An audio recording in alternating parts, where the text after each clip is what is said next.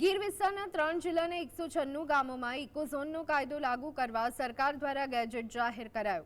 લોકોને પોતાનો વિરોધ રજૂ કરવા 60 દિવસનો સમય આપવામાં આવ્યો, જે સમય મર્યાદા હવે પૂર્ણ થઈ રહી છે।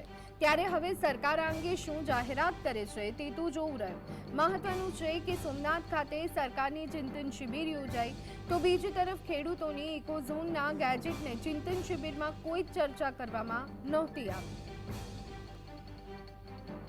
કેન્દ્ર ગવર્મેન્ટની જે કમિટીની રચના થઈ હતી એને જે વાંધા વસ્તી રજૂ કરવાની હતી તેનો 60 દિવસનો સમય પૂર્ણ થઈ ગયો છે। અંદાજિત 45 થી 50,000 જેવા વાંધાઓ અરજીઓ અહીંથી ગઈ છે। હવે એ કમિટીઓ એની જે એને વાંધા સૂચનો છે એના ઉપર કઈ રીતે કાર્યવાહી કરે છે એ હવે જોવાનું રહ્યું। અને આગામી દિવસોના કાર્યક્રમોના અંતર્ગત હવે ધરણા પ્રદર્શનના કાર્યક્રમો હજી આપતા જ રહેવાના છે અને ચાલુ જ રહેવાના છે।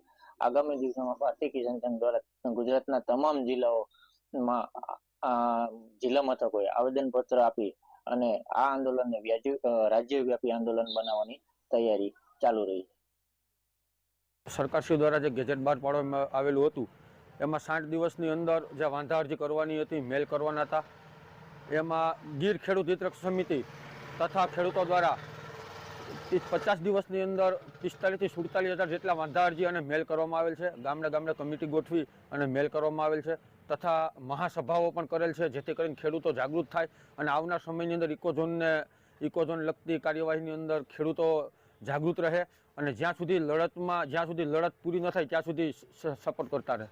ગીર સોમનાથમાં પ્રમુખ, તાલુકા પ્રમુખ તથા મંડળીઓના પ્રમુખ દ્વારા સૂચનો રજૂ કરવામાં આવેલ છે, પણ હજી સુધી સરકારશ્રી દ્વારા કોઈ પણ કાર્યવાહી કરવામાં આવી નથી અથવા તો કોઈ પણ વર્ણન નથી કરવામાં આવેલ। નિર્ણય નહીં આવે તો રસ્તા રોકો આંદોલનની ખેડૂતો દ્વારા તૈયારી કરવામાં આવી છે।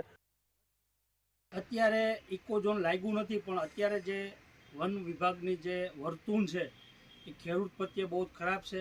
કદાચને જો ઇકોઝોન લાગી જાય તો ખેડૂતની શું હાલત થશે એ કંઈ કહી ન શકાય। ખેડૂત અત્યારે બહુ જ મુશ્કેલીમાં છે કે ઇકોઝોન લાગશે તો કેવી હાલત થશે ખેડૂતોની। તો અત્યારે ખેડૂત બહુ જ મુશ્કેલીમાં છે, એને મૂંઝવે છે પ્રશ્ન કે જો ઇકોઝોન લાગી જશે તો કેવું છે। અત્યારે જે વર્તણૂક છે તો ઇકોઝોન લાગ્યા પછી કેવી આ લોકોની ભૂમિકા રહેશે એ અત્યારે ખેડૂત બહુ જ મૂંઝવણમાં છે। તો ખેડૂત ઉગ્રમાં ઉગ્ર આંદોલન કરશે।